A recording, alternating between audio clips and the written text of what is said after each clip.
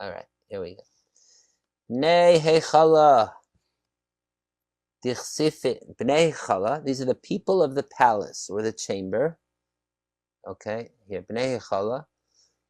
Okay, who are these people of the chamber, the palace?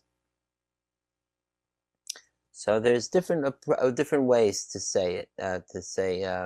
Who they are. They can either be, one way to look at it is that it is the scholars, the elitists, or the Kabbalists who have access to these greater insights of the teachings and the higher realms and the chambers.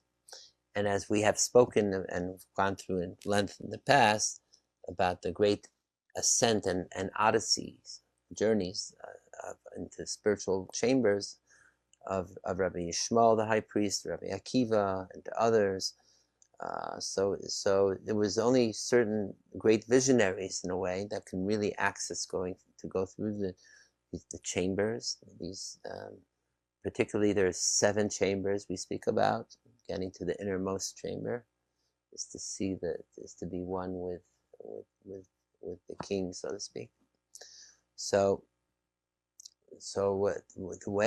what we said is, if you remember, we explained what is that. Why does it say Bnei Heichala, the people or the children of the Heichala, one chamber or the palace?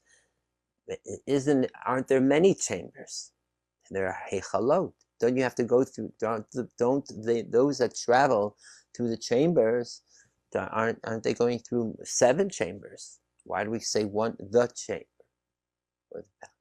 So I shared what came to me, an answer possibly, that that is the whole point, that it is when we work through the process, going from chamber to chamber, especially now at the end of Shabbos, we've gone through the 7 levels.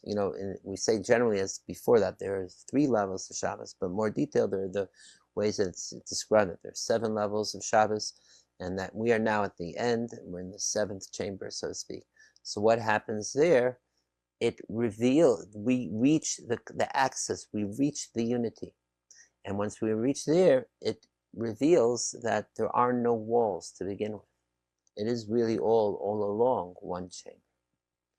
And if you remember, I shared a mashal, a parable from the Baal Shem Tov, saying almost the same thing, of the king who invites people to come to try to find him in the innermost chamber, but he puts distractions up at the various doors of the chambers, and people get distracted. It's only the wise one who doesn't get distracted and reaches the innermost chamber and gets everything. And when he reaches there, he realizes that all the even obstacles or distractions, these were all illusions. It's really one chamber. So that is our point. That's the point that's maybe that's being made here by the Arizal, that it's now that we are at the end of Shabbos and we've reached that highest state as shown on the chart earlier, of the Tika Kadisha, the highest of the innermost, most sublime bliss, and not only keeping it in, but now that it's expanded and it's encompassing all aspects, all faculties of what? The Mechse Ziv de Zer Anpin, to see the rays of Zer Anpin. Zer Anpin, again, is those are the 6 sefirot. That's, let's say, the lower realm. Here's back to the chart. So the Zer Anpin would be this middle matrix over here. So we're saying we're drawing it back down from the Keter back down here to make it as if this is. Let me see if I could do the annotating thing. Yeah. Here. So what is happening Friday afternoon, Saturday afternoon, Shabbos afternoon, you see what I'm doing with the blue? This is what's happening. Right? All this is now one. That's what's happening. That is almost like an opening phrase, like the omniscient describing Bnei Heichala know that there are, they're the people of the chamber that yearn, right, to come, to see the Zer Anpin. But today I just like read it a little bit slightly, but it's almost, maybe it's being just like we'll see later in stanza 5, Krivu Li, when that's openly God saying, come close to me, or the king saying, come close to me, right? Etc. But in a way, even though, yes, it is an omniscient narrator, but it's also almost like an invitation. Yes, like you were saying in a way, like the bard, if you ever read the Iliad, there's like an opening invocation, right? To hearkening, what have you, or saying something, that they want, the great cherubim who yearn, da da da. So maybe it sounds like that even a bit. But really, there's an inner voice, I think, of God or the king himself in here, saying, hey, children of the palace, you made it, right? You want to get to me, to the innermost chamber. That's what you're yearning for. That's what you're going for. Keep on yearning. Keep on, like, found it. All right, Mazel Tov. Okay. I don't know why it disappeared, but it came back. Baruch Hashem. So this is like a very important part of the Zohar that tells us about the 3 meals and what's happening in each of the things. And we went through this in the past more than once. I just want to highlight again some parts having to do, let's say, the 3rd meal. Okay, this is where it says, "B'sudaset klisad Shabbata," the 3rd meal. It says that verse I mentioned earlier, "Achalticha nachlas Yaakov avicha," I shall feed you, give you the feeding of the inheritance of Jacob. That's how we know Jacob's connected to Shalshadas. This is the meal of the Zer Ampin that's complete, meaning complete, because now Tika Kadisha is now come down as one with Zer Ampin. And all the 6 subsequent days of the week, getting their powers and blessings completed from these 3 meals, particularly the climaxing of the 3rd meal. And it says, with these meals, Israel is known that they are Bnei Malka, they're princes, children of the king. The Bnei Heichala, that they are from the chamber, the palace of the king. The Bnei Mehemnusa, that they're people of faith. And if someone who blemishes one of these meals, you make a great blemish above, and showing it's showing that you don't consider yourself a prince from the king above, and that you don't consider yourself from the Bnei Heichala of the king, the children of the palace of the king, and from Israel and such. Okay, so there is that. And there's some other ideas here also, again saying you don't have real complete joy with the Holy King until you make the 3 meals, etc. And then, so here is about the mincha part that we were just saying. Tachazi, come and see. That's an opening to a new idea. All 6 days of the week, kadmata shata mincha, when the time of mincha arrives, Dina Takifa Shalta, this great strong power presence of the negative forces, judgment forces, are in full, it's their peak time, right? And all the negative forces, judgments, wake up. But on Shabbos day, Kadmata Idan Titzleis the Mincha, when the time of Mincha arrives, that's the Shabbos afternoon time. Ravin de Ravin Ishtekachach. This is time, delight of delights, or want of wants, or will of wills, is now found, is now present. Right? Vatika Kadisha Galia Ratzin delay. And the Tika Kadisha, the ancient holy one, again, that highest level, the innermost of the divine, reveals his will, his ratzon, desire, even maybe delight, desire. The chodinim miskapin, and all the negative forces are totally submitted, bent down, over, and this great awareness, a desire, this will, and joy is found in everything. Okay, so this is like that great climax period of Shabbos afternoon. And then interestingly, from here he segues and says that level of total blissed out ecstasy of reaching that climax, so to speak, of the will of wills, that is the state of how Moses passed away. The passing of Moses, which is also known as the death of divine kissing, it was done by reaching that highest state of that. So can you imagine, that is the high level we reach, only we remain here, we don't pass away, we stay in it. So this idea that this is the highest time of the Shabbos afternoon, is why we also say in Mincha, Vanit filasi l'cha Hashem es ratzon. Right, and my prayer to you, God, this is now a time of ratzon, will, want, and it's now this Dafka Shabbos that we say it, right? Because that we get to that highest state of ratzon, and the even higher ratzon of the ratzon itself, the ratzon, so to speak, of Atika Kadisha itself. Okay, which is here, as he says, related to Moses, the highest level, the hidden of most hidden, etc. That then reveals itself. Here it says, I just read on. So this is the ratzon that this will that Moses passed away. That when there was absolutely, why did Moses pass away this way? Because this is the state where there's zero negative forces. So it's showing that Moses passed away in the most pure state. That's how his soul departed.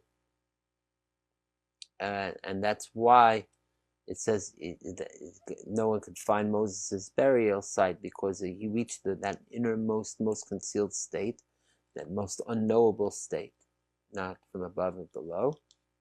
So too, the soul that is hidden in this will, this is revealed on Shabbos afternoon.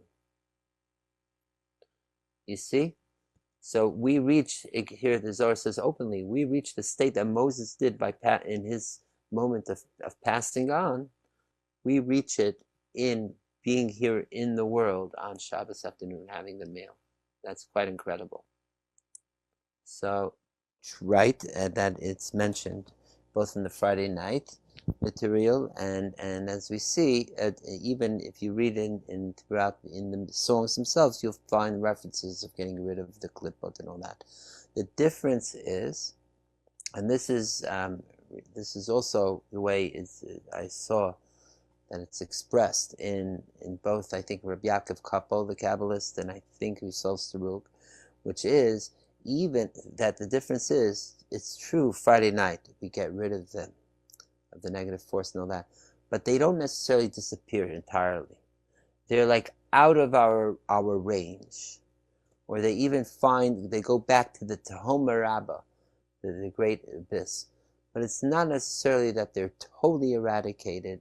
They could even be be non-threatening outside of our encampment, but still lurking out there.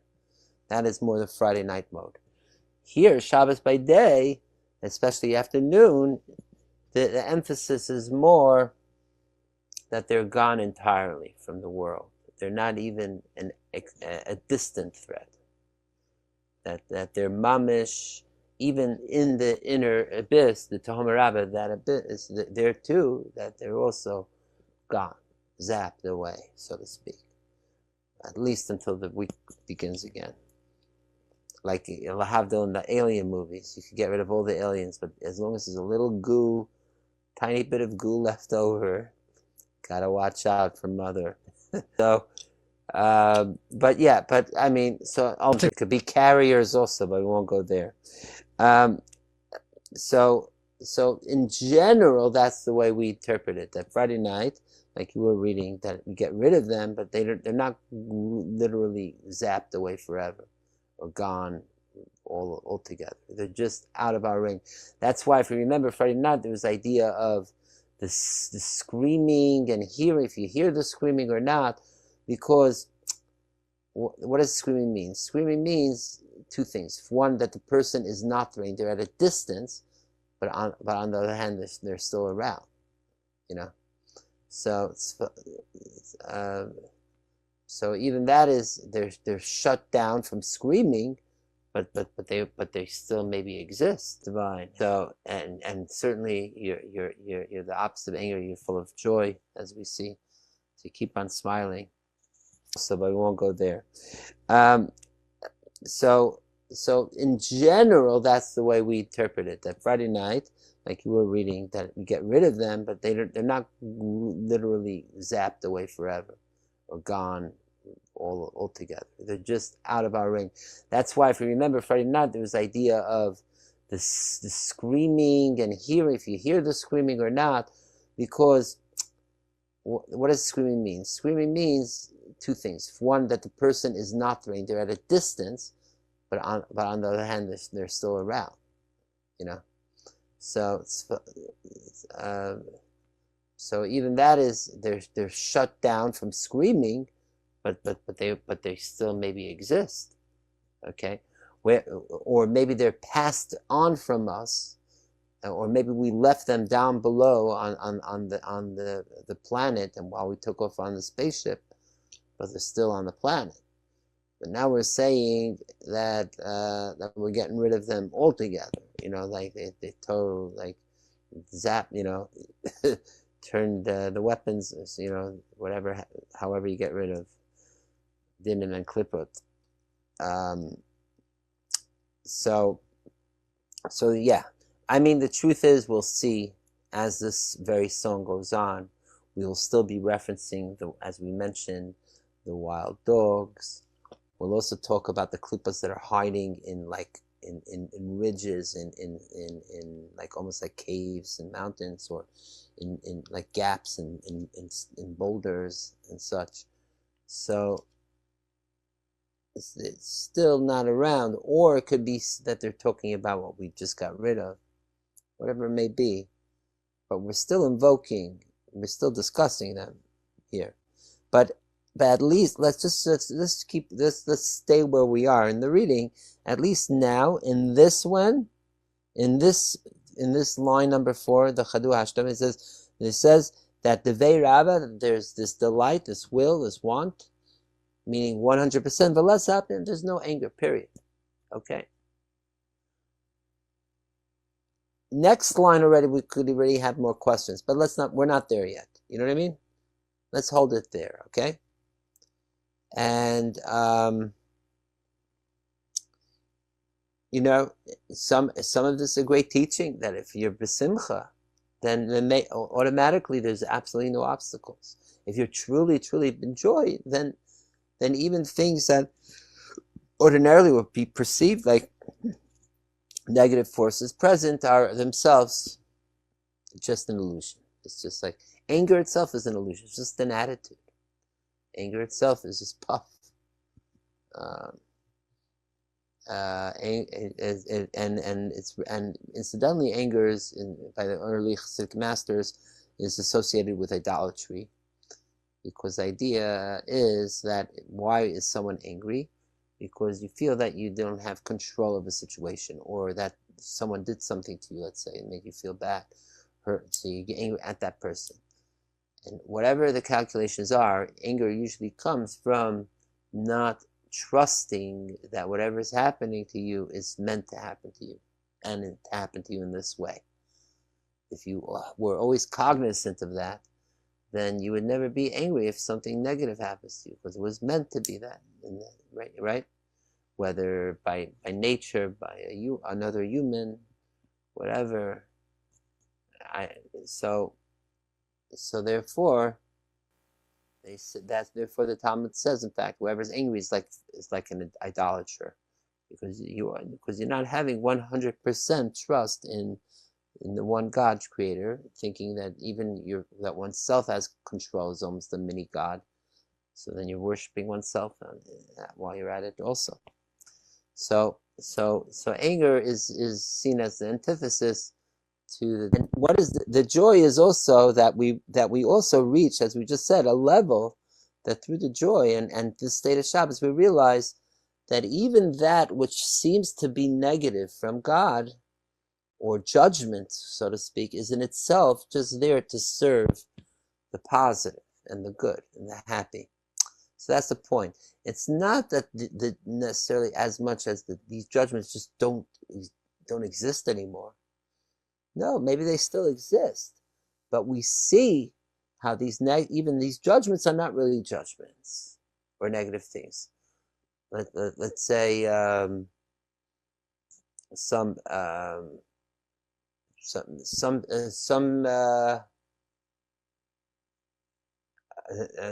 there was some mess up and someone didn't get their full order of food for Shabbos. And I'm just using a very practical, coarse example. So, you think that these negative forces got in the way of my owning Shabbos.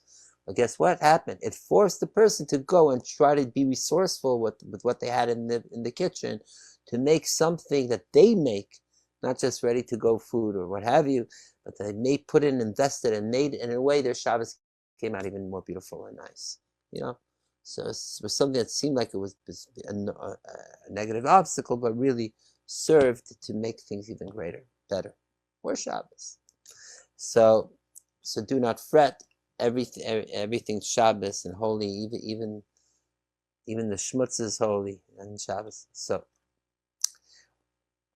this is the state where we are, 100%. Not even that.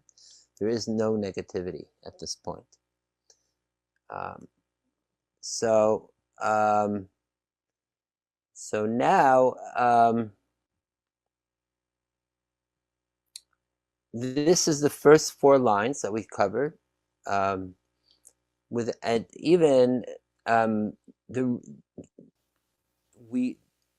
next line of Kirivu li, come close to me, is already beginning a more openly first person expression from God. That come to me, come close to me, right? That is openly. We see more of the connection of direct voice of God to us. The first 4, not necessarily. We see there is no openly first person, though I feel that it is. Meaning it's what we call I think they call it a first person restricted. Does that make sense? Or a third person restricted? I forget my literary theory and such. The point is, it doesn't have to say me to know that it's God talking. Because the first 3 stanzas, Bnei Heichala, and Tzvulachta and Chadu Hashta, this is again, it's also it's like boosting us, giving us the setup, encouraging us to get to this state, both to that state of yearning, but both to that state of being present in space at the table, and also in time, Shabbos afternoon, as we said, and to be happy, to manifest it in this way, and in a way where we're almost proverbially holding hands with wings, right? We are together with malachim, angels, as one. We're all having a great assemblage here. So now, it looks like we're talking about, as we said, either humans or angels, etc. But it's all more or less the same people, right? Well, guess what? We're going to soon see, and we go into in Siduri Shel Shabbos from Chaim Chernigov, that actually the Arizal is speaking here about 4 different groups of people, okay, or categories of individuals, what have you. Let's just go through this, and just so you know, his style of Chaim Chernigov is quite florid, and like unfurling a red carpet. Okay, so that's another thing, just to pick up that flow of his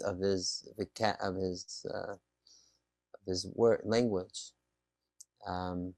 So again, he wrote a 2-volume work about the specialness of Shabbos, and each volume has 9 essays, drushim, and an introduction I recall.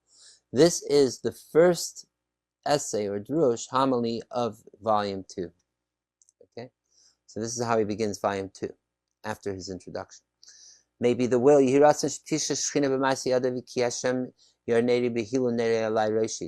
God be my guide, be his presence of Shechina into my hands writing this. Drush he says this is the first homily of volume 2. This will explain the song of the third meal of Shabbos, Bnei Heichala, right? Which is based from the Rizal. And not everyone, not all minds can really fully understand. To really understand the meanings of the words of this song Bnei Heichala well, thoroughly, properly. And we, meaning the royal we, will interpret this song, or the entire song, in the proper way to make it understandable for all. So first he says that he does this whole, again, florid prelude, he coming with great obeisance and modesty, to delve somewhat into the more these deeper aspects of Torah, the more drash from the Pardes, etc., and to open my mouth with praise. Here I begin. I will begin now explaining the Heichala that we sing for that, and this is the following way that am going to now. This is what Reb Chaim Chernovitz is saying. Going to explain the song with a parable, a story. Okay, and here we go. Ready? Then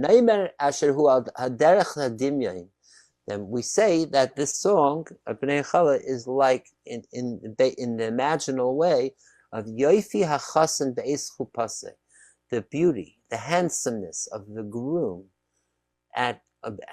during the wedding under the canopy.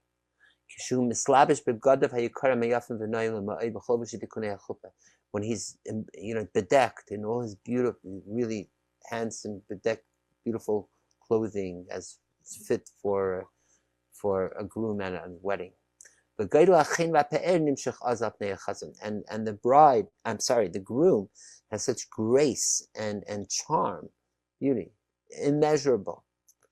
And it's just shining about.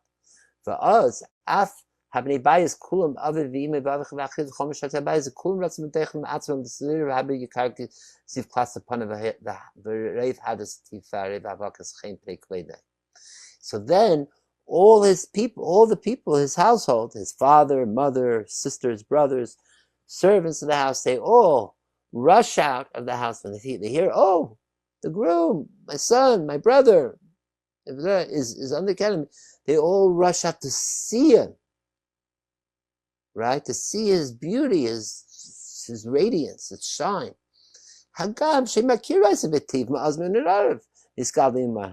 Even though these very people, his father, mother, brothers, sisters, they all grew up with him. They all know what he looks like. They see him every day. So there's no big wonder. So why suddenly today are they so running out to see him? It's like they're seeing him for the first time. Why? Nonetheless, they have such strong desire and will to rush out and to see him on his wedding day, because obviously this time he's even more handsome and charming and beautiful, and the most he's ever been in his life. All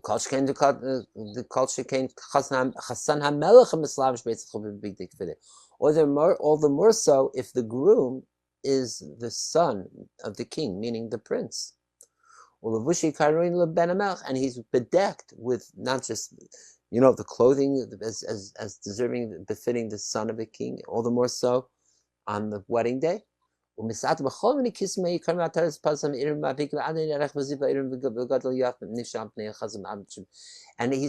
wearing all the royal jewels and everything. They're dazzling about. and creating all this great luminous light, and that's coming, drawing upon the face of the groom, and until everything is filled with light, and this radiance of his face with the light of the living of the king and royalty. And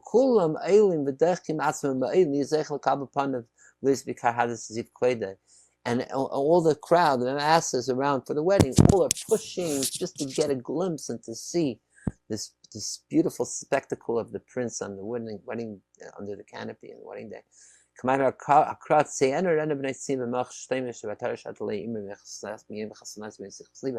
Like it says in Song of Songs, right? To go outdoors of Zion to see King Solomon on his wedding day with his crown that his mother put on his head, and all that.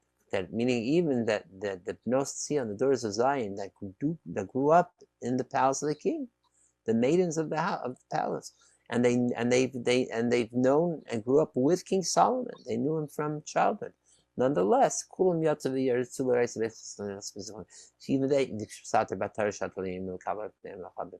even they will run out on the wedding day of King Solomon to see him really in his full beauty, bedecked. Okay, so hold that metaphor there, that parable.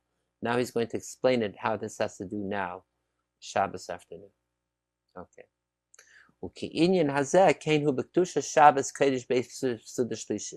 So too is Shabbos during the third meal. Sha'az nisat ha'melech hakadosh zer ampin b'chol minei ataros. So it's true that even before the king remained the king, or the prince remained the prince, but now the middle meal, now that everything is illuminated, all the royal gowns, clothing, and jewels and crowns, these are now fully brought out and put on, being worn, and creating such a beauty and reaching to such as heights that that it cannot even be articulated, and the mind and can't even imagine it. That's how high, sublime, and beautiful it is, aesthetically on level at least. So for us, Bnei Heichala, so this is speaking on a spiritual level, at highest state we reach on Shabbos afternoon during the third meal. And so then, Bnei Heichala, even the children of the palace themselves, that even them,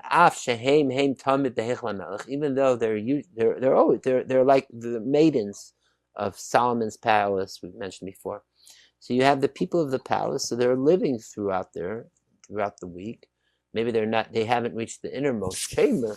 They're still in the outside chamber 1, chamber 2, chamber 3, what have you. So they're acquainted. They've been around the royalty, the king. They know.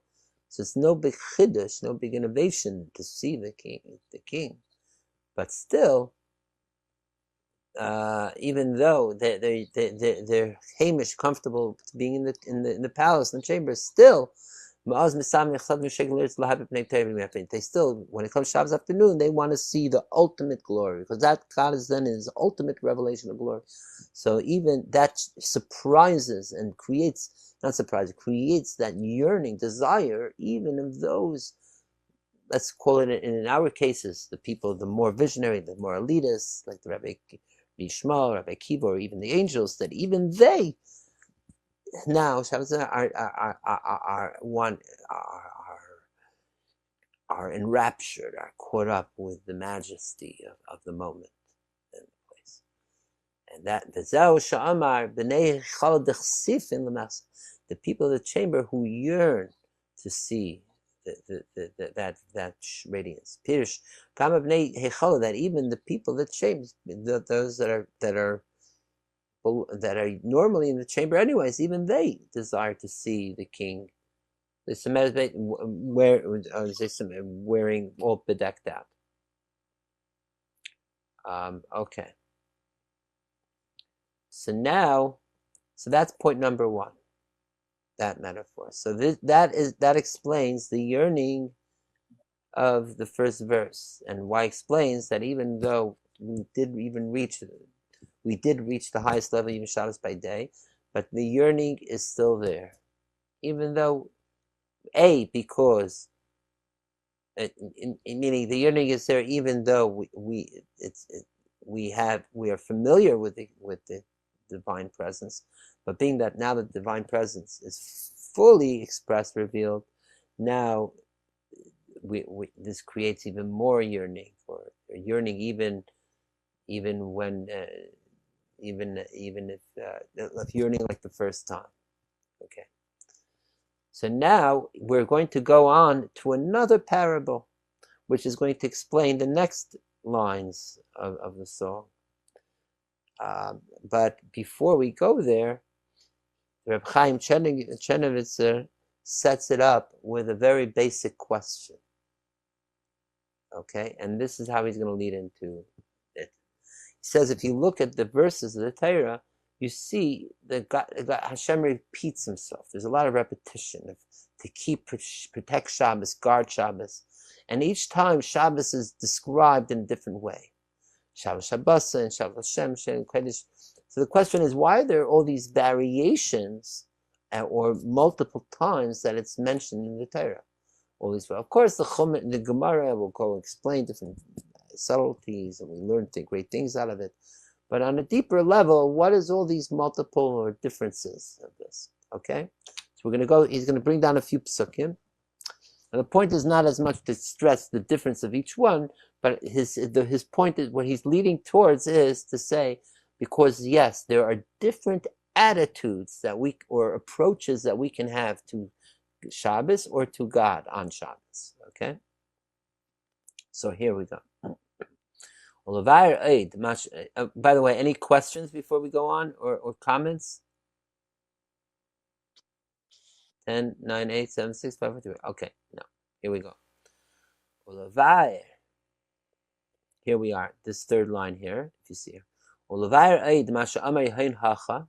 we're going to go to the second stanza we learned, where it says, be here, at this table. The Vei Malka be from that knit, the king is left his mark engraved. So to explain what is the second stanza adding to the first stanza. So Nakdim Bir Mikrai Kodesh Aksum B'Torah will preface to understand the various verses in the Torah relating to Shabbos. Like for example, it says in Shema, Va'ata Daber El Bnei Yisrael Achas Shabsesai Tishmeru Ki Oishu Beni Uvenech, right? So here it says Shabsesai, my plural Shabbos is Tishmeru, protect, right? Etc. And then it goes on and repeat, sounds like repetition. Ushmatim is the Shabbos, and keep the Shabbos. Now it's the Shabbos singular, right? Ki Kodesh Lachem, not because it's a sign or mark, but because it's holy for you. Okay, another variation. Now there's a third variation. Now he's saying the seventh day is Sabbath of Sabbaths, holy not to you, but to Hashem. Right? So now another variant. And then there's another verse, even a fourth. V'shamru b'nei Yisrael is a Shabbos. We know it's from Shabbos. We say right before Friday night, right before Shemona Esrei, and keep Israel, which will keep the Shabbos. And then, right, and there too, is it V'yamashvi Shabbos, seventh day, Shabbos, you rest of nefesh. So we have a slew of verses. And it's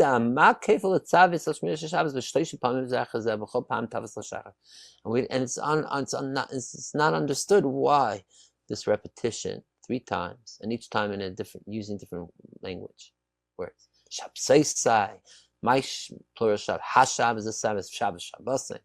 Why these different terms for Shabbos?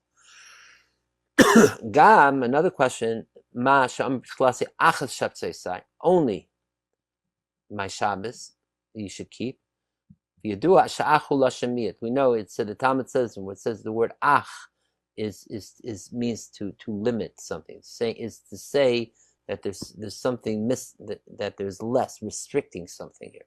So what is this lesser state of Shabbos that's expressed by ach? Only the Shabbos. It could have said keep my Shabbos, but it says no, only keep my Shabbos do keep. Another question. Maza balamai. No, it's related. What is it singling out to limit? So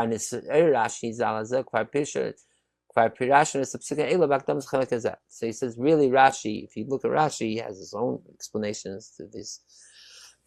He's saying, even I myself explained it earlier in the intro in a certain way, but now he says he's going to now flesh out the parable of the king and the wedding of his son, of the prince, and explain, and as mentioned before, we'll explain that there are really 4 states of this happiness, rejoicement of the prince on the wedding day.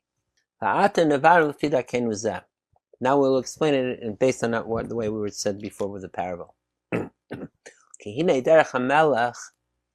It's the custom, the way of royalty of the king. That when the king makes a festival, feast, and reception, celebration for the son's wedding,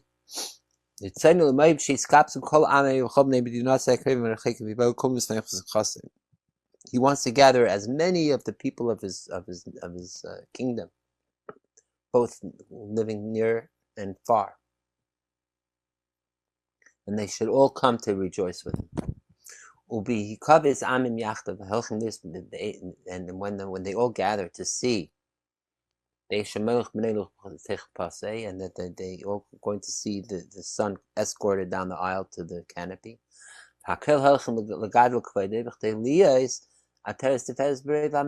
they all go to be around the canopy in order to enhance the spectacle and majesty of the king and the beauty of the whole event, this whole royal wedding, right?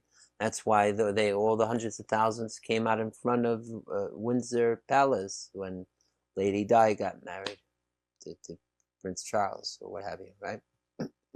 It's all bring out more the beauty of the greatness of the king and whole magnitude of it.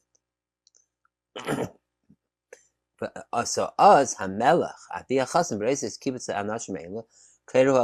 then when the king sees, right, the father of the brides, the groom sees all his people, the people gathered there for his simcha, so he calls out to them, and he asks them, my brethren, my dear comrades, come please to my great banquet for the wedding that I'm making today.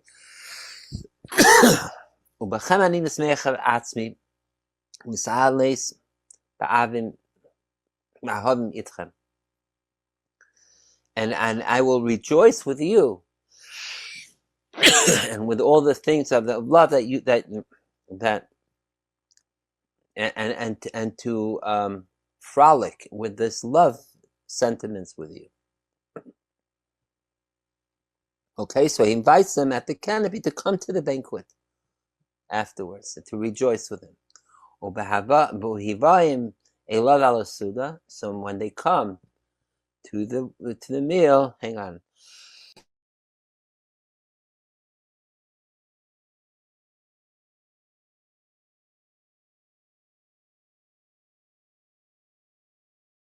Sorry, I don't know why I was just getting these coughing spots a little bit. Okay, got it. So when they come to the meal, yesh arba kites meyadam. There are 4 types of people that come to rejoice the king at the banquet. Okay, now he's going to go into the 4 categories of people. Kasa achas, one group, heim habayim lamali ritzein hamelech. One group is merely coming to fulfill the will of the king, the desire of the king.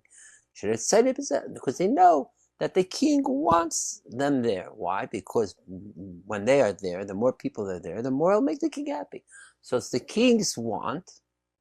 So they may not want as much, or maybe they have better things to do, but they love the king. They love the whole thing, and they know the king wants it. So therefore, they show up at the gates of Windsor Palace, or for the wedding. So they want to fulfill the want of the king and give him great nachas ruach, delight, pleasure, and oneg, tainug, and delight.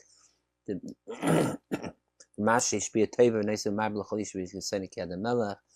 also now the king is going to lavish his magnanimity on the people with a great feast and all that. So they want the king to feel good also, expressing himself all the way that way.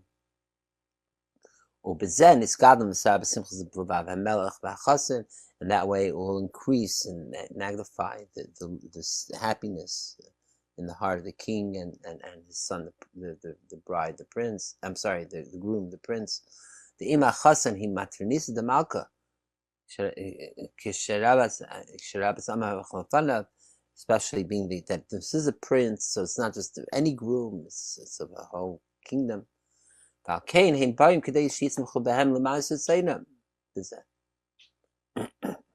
So therefore, they come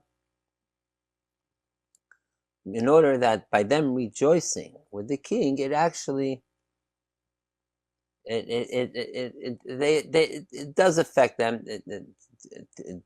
It's mainly to make the king and the prince happy. Okay, so these are just the regular people. Then there's a higher level of people, Kasa base, the second category of people that come to the banquet of the wedding. These are the relatives of the groom and the bride. They're not there just to make the king and the groom happy. They personally are genuinely happy for the event. They are taking it personal. It's like their personal simcha, even though they're not actually walking on the aisle getting married. But it's their family. And since they have such they have so much joy in their hearts, so they make all various ways of merriment before the groom. They begin singing and dancing before the bride and groom. They're not just like standing passively there.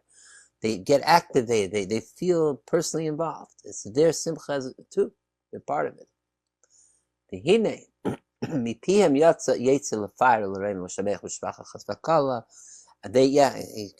continues describing here that they keep on lavishing praises on the groom and bride.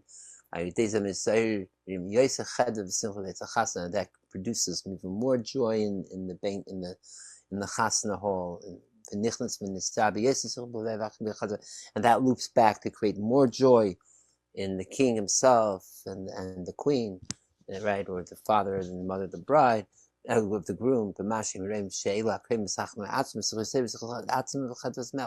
because the father and mother witness that their relatives who are so happy are genuinely happy for themselves, not just to make them happy, not just to make the father and mother or the king or queen happy, but they're genuinely happy on their own.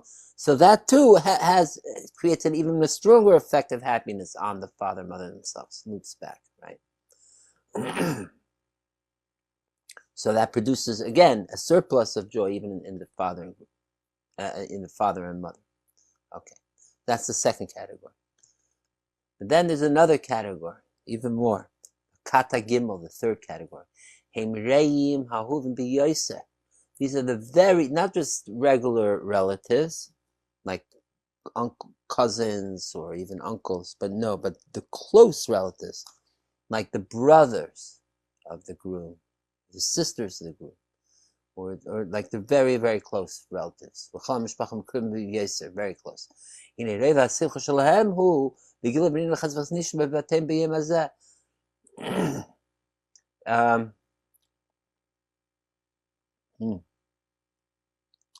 He says is that their joy doesn't even need the presence of the prince. It's just knowing that that today is the wedding day. So wherever they are, even if they're alone in their houses, even if they're not in the presence of the king and you don't even enjoy it, they're happy. What do you mean? It's my brother's wedding day. You can't hold it in. You're happy already. Okay? Why? Because this is more that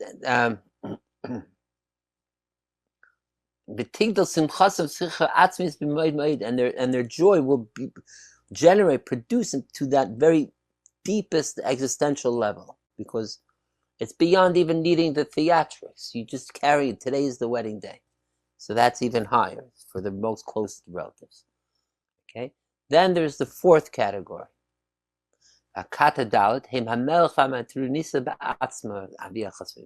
This is the father and mother of the groom himself, the king and queen themselves. Then their joy is impossible to describe or write down. Because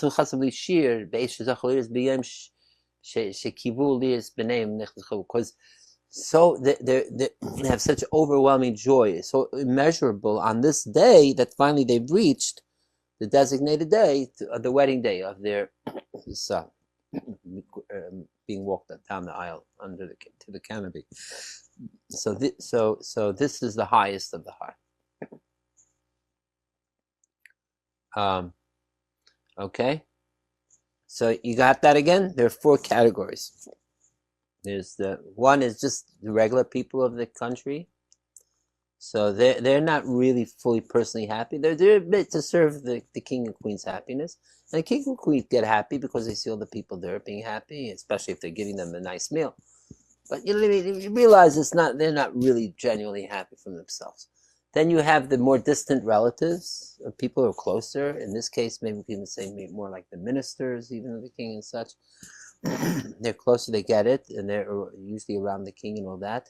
Now they're taking it more personal because they don't need just to be, you know what I mean? They don't need to there's genuine from them themselves, personal, but it's still not like it's so overwhelming. Then comes the third category, which are the close relatives, like brothers, sisters, what have you.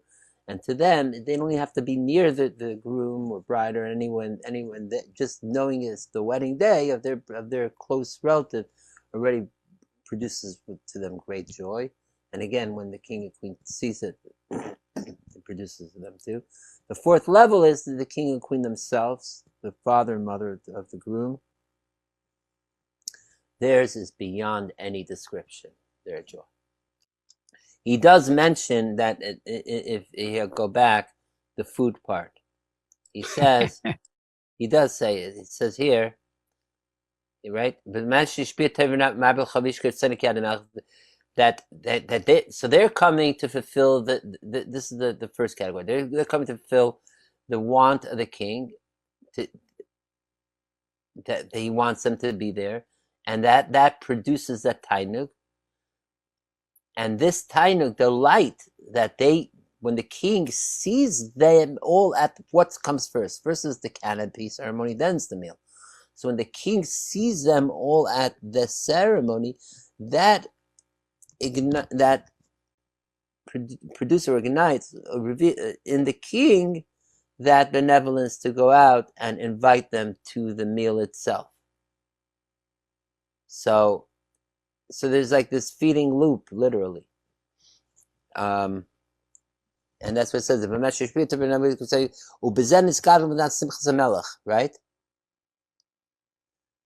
The imach, and that this is great joy. When you have so many people that are eating and drinking before him, meaning it's almost like that is part of the joy or the majesty of it all, is that having this big feast where everyone's eating taka. So here we go, like we say, we're stretching the metaphor all the more here, okay? Like, and here he goes to another, jumping from one metaphor to a similar metaphor. So these are the four categories of people we described, and their levels of joy for the wedding of the prince. So through this parable, we'll understand another parable that's similar to it. The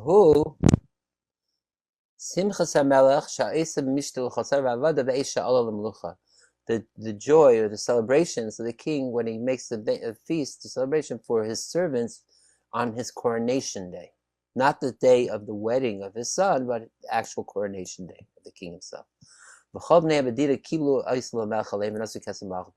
the people of this empire accepted him as their king, placed the crown on his head.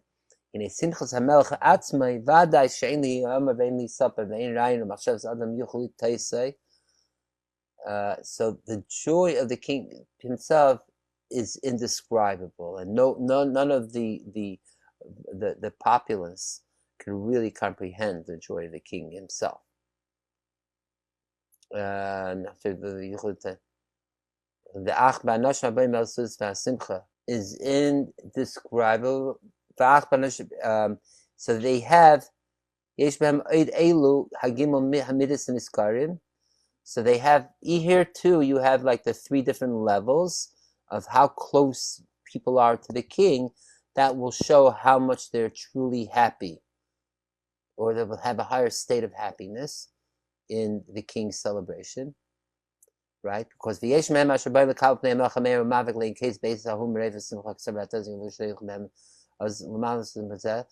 there are those that come just to see the great spectacle and shine and the joy and all the whole pomp and circumstance, right? As we say, with all the tiaras and crowns and robes, blah blah blah. And this way they're fulfilling the king's will, desire of having this coronation. Because from the great delight of the king, the king himself wants the people to enjoy the spectacle of him in his full high royal gear and ambiance. Because this is his honor, the fact that they are gaining all this delight looking at him and seeing his happiness. So again, there's this loop of happiness. They're happy because looking at his amazingness. He's happy looking at them, being happy at him. Everyone's happy.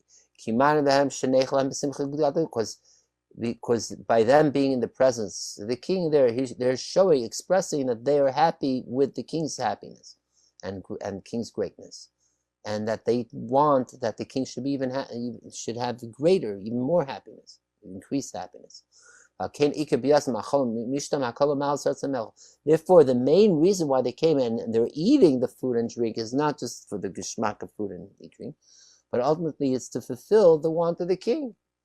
That the king wants them to eat all this geschmack of food and be in front of them. So that's one level during coronation day. Then there are those that are closer to the king, have a more existential, deeper type of joy in their heart, and they're the ones that begin to actually sing to the king. Note in both times of the parable, the first category, they're just there for the like you're saying, Jonathan. They're just there for the food, more or less. They don't even bother to sing or make something happen. But it's the second category, at least, even those that are not too close, but close enough. They're taking this enjoyment personally, so then they break out spontaneously in song and verse, and that expresses that they're genuinely happy from themselves. And it's not just lip service, so to speak.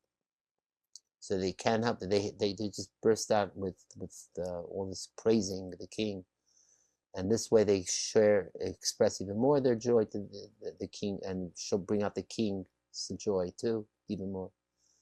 And that's the second category. Then there's the third category. But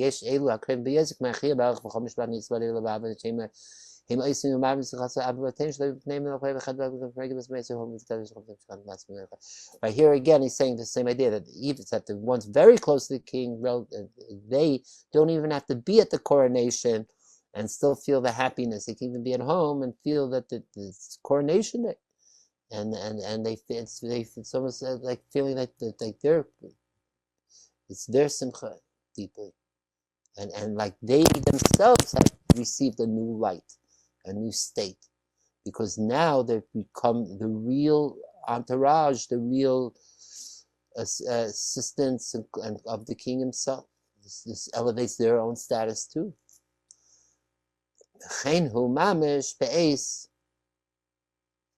So now we're going back to about Shalshadis. So too, mamish it is be'etz b'nei so be'etz b'yiskap susu yacham be'etz Shabbos. So too is when we gather around the table for Shalshadis Mil Shabbos. So the Bnei Heichala, the Malka, we're called the princes of the king. We're like that third category, I suppose. We are the close relatives, I think. I think that's what he's saying, that we're either the second or third categories, okay? We're going to see soon how he plays out these categories, these four groups in the song, okay? So these Bnei Heichala are the ones that are coming, gathering for the coronation of the king, or the state of the highest, the Keter, literally, Atik Kadisha is being expressed. It's like the Kadisha is from the crown, the Keter itself. So it's like the crown is being fully expressed in joy, like coronation day, or like the Chuppah day, again, the consummation of Shabbos. Because all Shabbos is like one chasna, union of the masculine and feminine. As we said, Shabbos afternoon is that when they're mamish together. Melech HaKadosh, or Zer Ampin, or Zer Semer, is Nisatim inspired Per HaMlucha B'Reit, and this is when Shalshadis, the king is at his ultimate full glory. Is La'ani Datara Al Reish Lasim Lachis Mocha Olav, with the greatest crown on him, bedecked. This is the quote from the Zohar we just read before, that Shabbos afternoon, this time, is the delight of delights, want of wants, Raivin derivin. This is the highest state of simcha, joy from HaKadosh Baruch Hu himself. It's indescribable, this joy and measurement, and no person could comprehend this, grasp it. We can only hear it, talk about it. That our physical ear should try to understand somewhat, to activate some imagination in us, to have some concept, some scintilla of what this joy and what this spectacle may be. Okay, Anachnu Am Bnei Yisrael, we the Israel people, who gather for this day of enjoyment, merriment. That means it's Shabbos. Is Yesh Beinenu Elu Ashtei Shekites Nizkarim. We too have these three categories of people. The first category are the quote-unquote lower of the masses of people. Only a few really feel this joy of Hashem in their hearts, in their souls. And their whole feel, that what they do feel is only if whatever they're doing at Shabbos is going to lead to eating the good Shabbos and drinking the good Shabbos food and beverages. And they're not averse to this, to being more like indulgent in the culinary aspects or the physical aspects. But now that they gather together,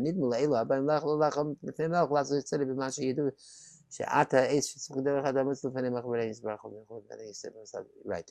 So they gather here. They think they're coming together to eat the bread before the king, and to make and to follow his want, because they know that now is a time of great joy for the Creator, for HaKadosh Baruch Hu, who's infinite in his honor, and he's so infinitely bedecked and all the full of this. And so therefore, that's what it is. It's like a queue.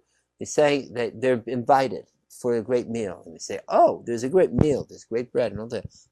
This must be because the king is so happy. The king is so happy, so I'll partake, and we'll make the king happier.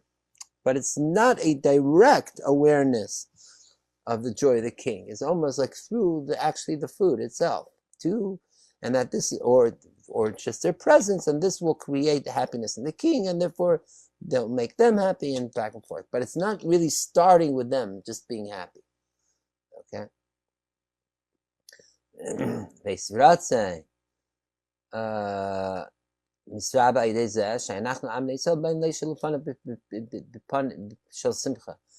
Right, so we increase even more this Eis Ratzon, this time of will, like we said before, that the Shabbos afternoon is Vanit Fulasim L'Chashem Eis Ratzon.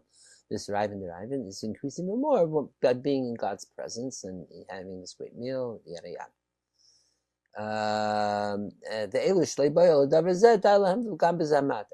And he says, and those that come to the Shabbos meal just for the food itself, or just to be in God's presence, to make God happy, even though they don't really feel it themselves, but eventually they will, because they feel God responds with happiness, and like Jonathan is pointing out, the food must taste really good too. That makes one happy too. So even for this, he says, even if it's for that reason they're coming, it satisfies, it suffices. But then there's higher. I'm saying, and he's adding to it.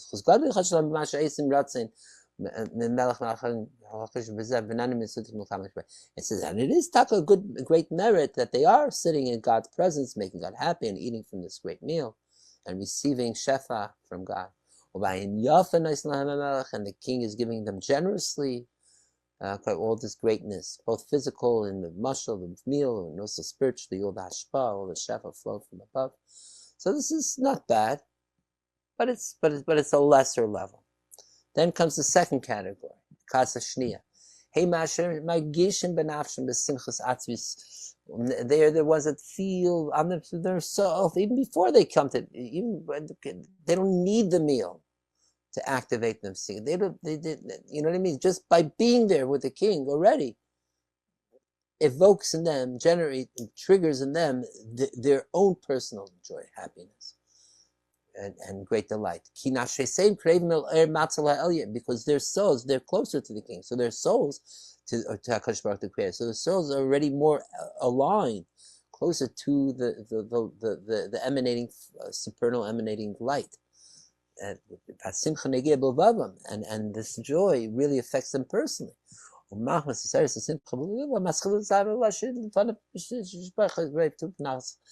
because of this, they spontaneously break out again. Spontaneously breaking out into song and praising, etc., with great delight. This is because they cherish the grandiosity of the king, the greatness of the king, like relatives did, like we said before on the wedding day of the prince.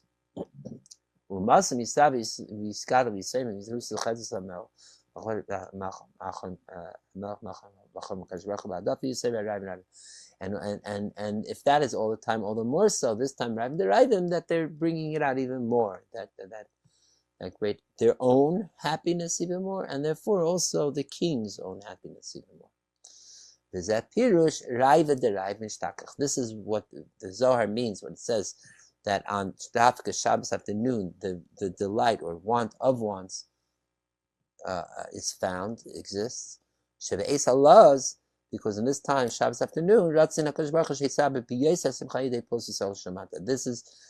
this is even more magnified, the joy, even compared to the rest of Shabbos.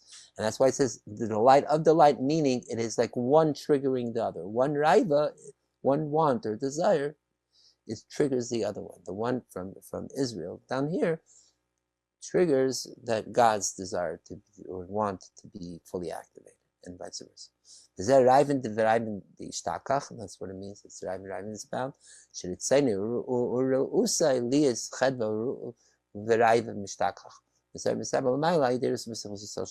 Again, repeating the same thing. It's activated by Israel below.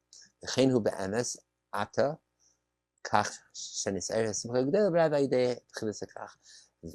he says, and so too it is now, meaning now in this Shabbos afternoon at the meal, that this great simcha that is activated, meaning it sounds like he's saying when Bnei Heichala, the people of the palace, or who is it's mainly the people of this second category. Okay, that means those that are not just the totally regular people, distant people who are close enough to already have their own personal joy and start bursting out in praise, okay, and song. So these are the Bnei Heichala. This was something. Okay. Then comes the third category. Akasa shlishi hu shenisgad la simcha b'levavim kol kach shlei levad shenischasim b'zeh shedechem la'er chad simcha l'ser rus nemalka ela af atzmi shel yom ba'atzmi gad v'chad shmeneim leimar hine zeh hayom shekivinu matzanu v'reinu. He's saying, like we said before, that not only is that their joy is such that it produces by them, comes by themselves, and in such a way that it starts with them initiating their personal inner joy, that then it magnifies the king's joy. But it's not even having to do with being in the presence of the king. Just being, this day is coronation day. This day is Shabbos. Wherever they are, this is so valuable, so it has such an effect on them that they're already happy. Because they're so happy that they reached this day. Right? The day itself makes them happy. Like the verse says, this is the day that God Hashem made, and we rejoice and happy with it. Say now. It's like the very close relatives of the king, like the brothers and sisters, very close. That this wedding day, or this Shabbos day, or whatever it is, the coronation day, this is their day, their happiness. It's not that it's the day of the joy of the king on this day, and therefore they're happy. No, the whole day is just as happy as it is for the king or the grooms, because it's the wedding day or coronation day. And their essence, these very close relatives, it's like they become totally transformed themselves, elevate to another level. Because now, especially with the coronation day, now they'll finally be called or be reinstated as the beloveds or the close relatives of the king. And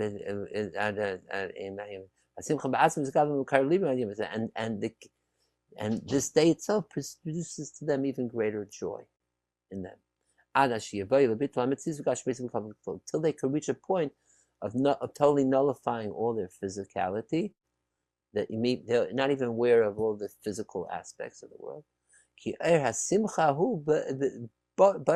Because the radiance of this joy is burning in their hearts, like passionate fire. And they don't feel at all if they're in a physical body or not. Meaning they reach a state of such joy, bliss beyond even physical sensation. They're just, that's how much they're in the happiness, bliss. And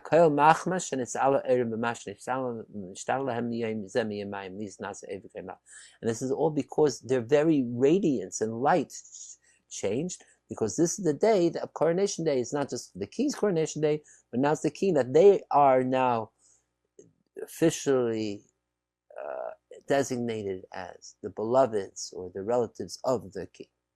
Okay.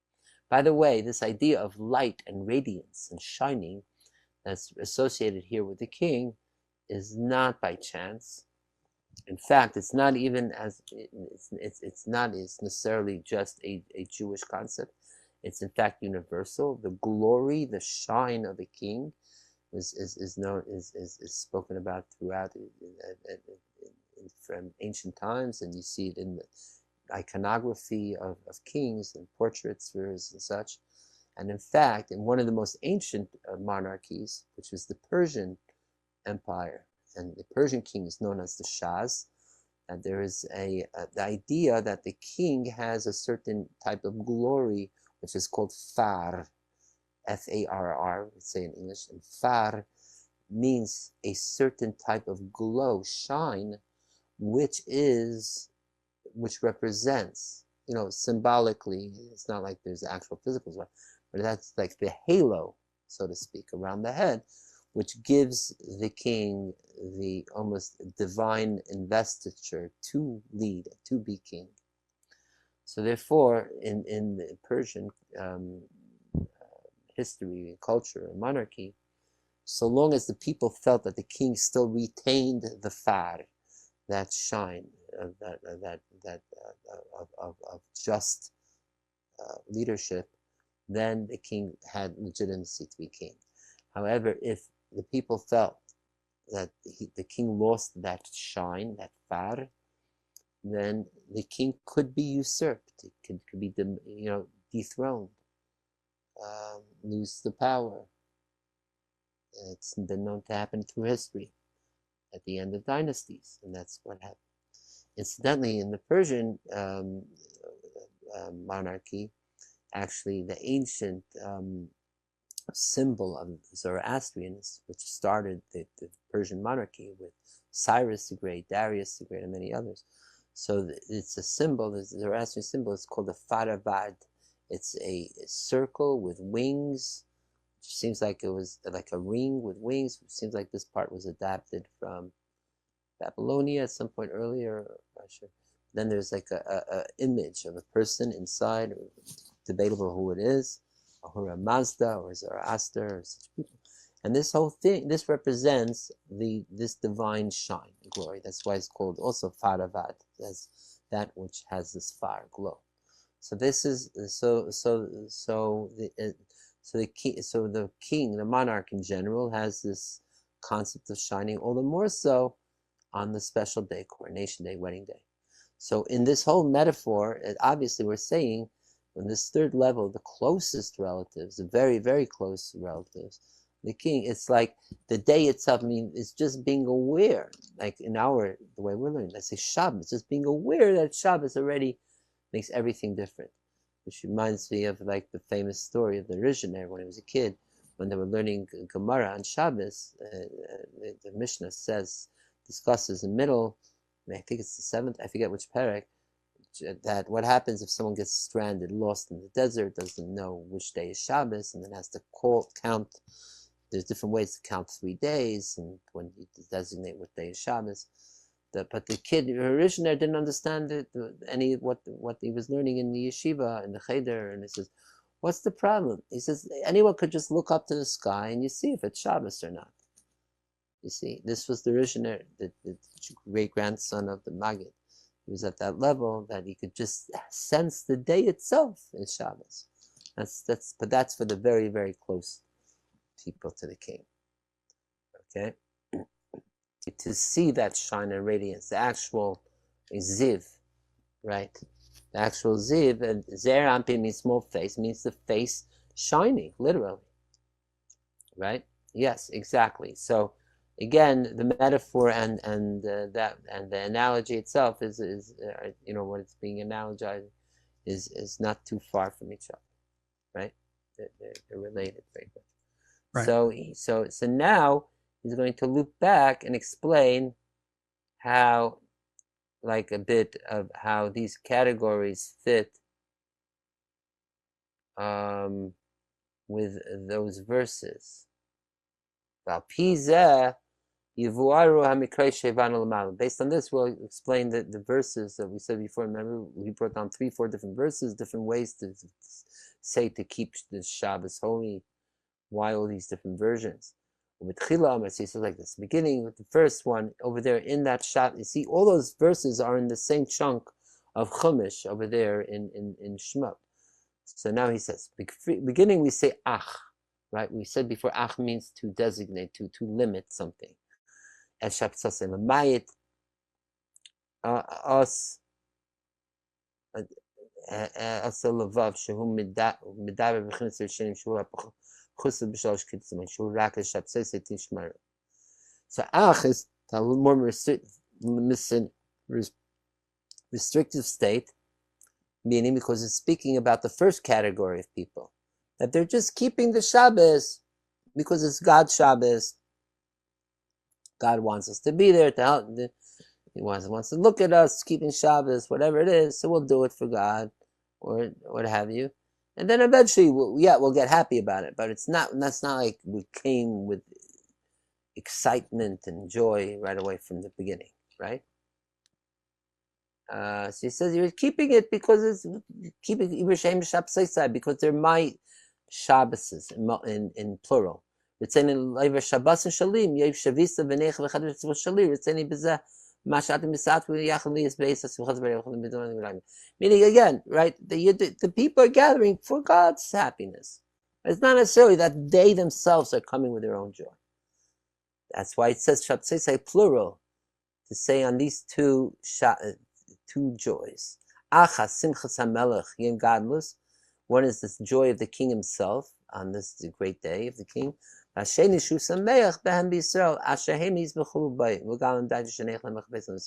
Second is the joy, not just the king's own joy, just because it's his special day, but the king's joy seeing Israel also enjoyment and expressing that they are happy with the king's joy.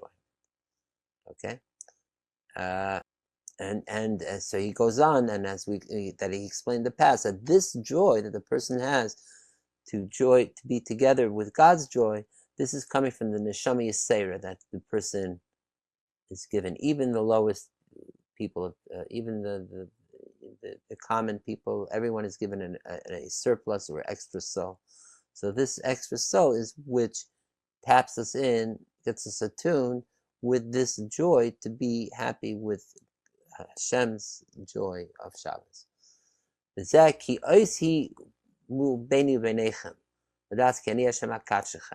And this is the sign between me and you to know this is the extra soul. Shedarshu Razal that we learned. I think it's Gemara Mizeh. She sold Yershim b'Shabbos b'chinas neshama yisrael that we inherit on Shabbos is extra soul. That's the Otzi Beini V'Nechem, to know that I am God that sanctified you. That's the extra soul. And this is even the first category. The first kati already gets to that level.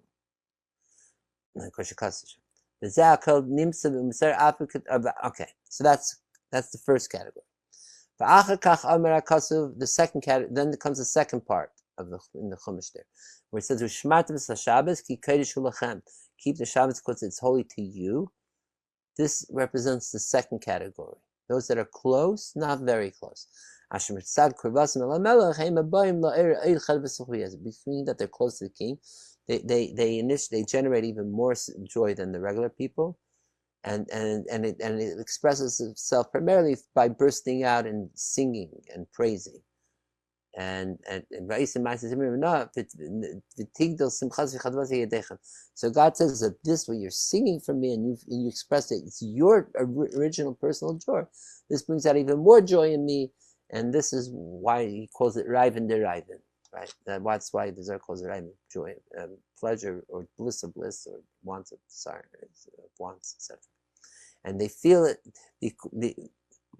And they feel it because they feel it existentially. The people feel it existentially in them to express through this, to sing in front of the king, and therefore the verse says here it's like God reciprocating, responding directly to the people, and he's saying Shamartem as a Shabbos. God is telling us keep the Shabbos in this way, like it's not like it's your personal simcha, because it's holy for you, because it's you're feeling the holiness yourself. It's not from me, God, but it's coming from you yourself. Because the holiness is affecting, is coming from the very depths of your own very hearts. Because you are the companions and relatives, those that are close to the king. And that's why it says that for this second group, that is holy for you.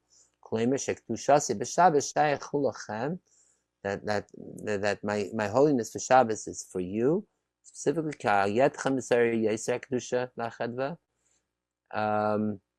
because through you, by your joy, this generates even even more joy in me.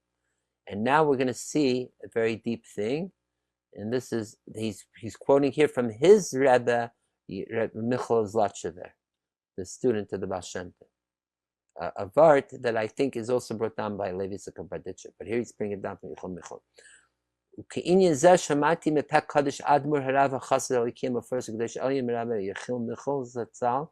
And so too, like I heard from the mouth of the great Chassid Michal Zlatchever, Shapirish Maimer Chazal b'Medrash, that he touched it, he interpreted that which the Medrash says in Kedoshim, in Vayikra, Apasik Yigadish Ani Hashem, that God says I am holy, that that my holiness is above your holiness. Niflu is this sort of shocking words here, wondrous words.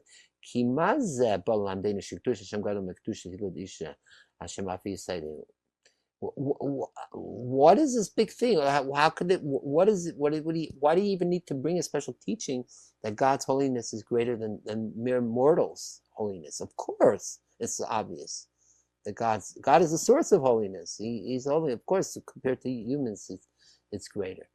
And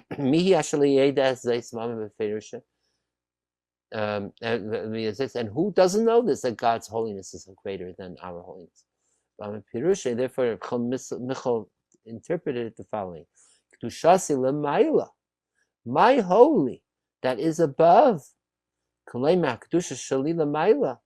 Where do I get all my holiness? Supposedly, it's coming from you, humans, you Israel, you people. The way and how you sanctify me down below in earth, so too will be magnified and made sanctified my name above. Like the verse says, it can give strength to God, that we humans, even though we're limited and merely creations of God, we are still nonetheless empowered. God empowered us to be able to empower God. Understood? Makes sense.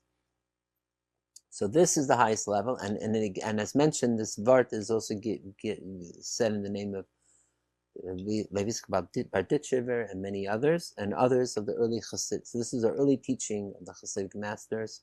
It's probably come from the Baal Shem Tov himself, that God's holiness is the way we sanctify God. That is the way God is high, it's sanctified too. And that is, so now he's going to connect it. Okay, so the let's say so now Chaim Shenev is saying, maybe my Rebbe he's speaking about this level where our holiness can sanctify God's holiness, is speaking on this level of the people that are close, that they're coming with their own holiness, but being that they activate and express the way they're holy down here, that creates even more holiness above, higher level.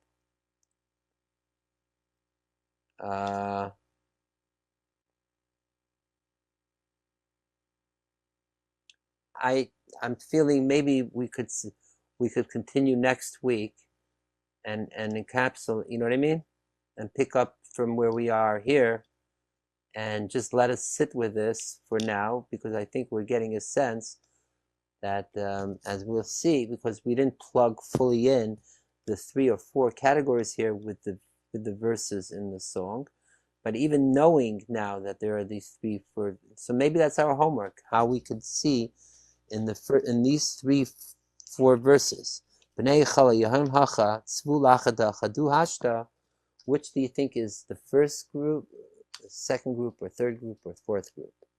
We have 2 more days. It's countdown. We're all getting ready. Super exciting. Yes, indeed. Mamish Gavald getting ready for the Chasna. And you see already here, you see why I wanted to read it in it, because it is quite detailed and florid, and gives it like a certain enchantment, reading the whole descriptions of it. And it also gives us a different type of flavor of Chassidus, not the more like Chabad heady stuff, or not even fully like the deeper psychology, but more like almost that parable, the mashal, and flavored with the teachings and on the point. So it'll be it's going to be it's a great honor to share this with you, and we're gonna keep some for next week in this area. Of course, we don't want to let all the treasures out in one night, And so we're going to continue going from the first class of people, second to third, to be mamash the fourth. And so, in short, you see where he's leading, that we are most probably considered the second category. The question is, what are the angels? Are the angels the third category, maybe? Okay, and we'll see. And then we have the fourth, the king and queen themselves.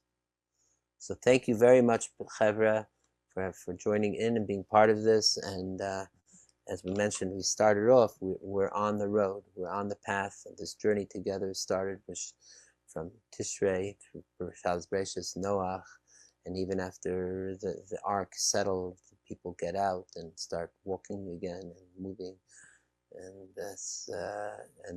so we're all manifesting Abraham, the Lech Lecha, going out, and the different ways of going, up, down, up. There's different interpretations according to Kabbalah Chassidus.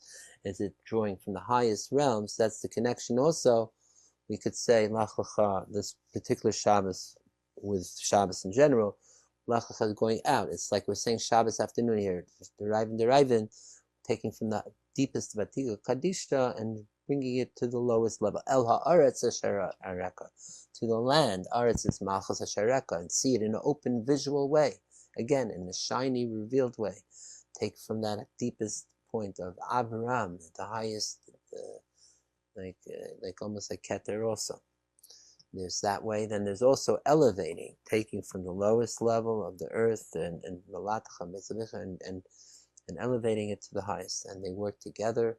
So we're all Abrahamic pioneers here in this world. So maybe we may do that, and maybe we'd be there to make sure that even when people are not their best, and like Sodom and Gomorrah, and still stand up for the good, for the positive, for the people, and even during times of destruction and Lot and what have you. You always find the good and positive, and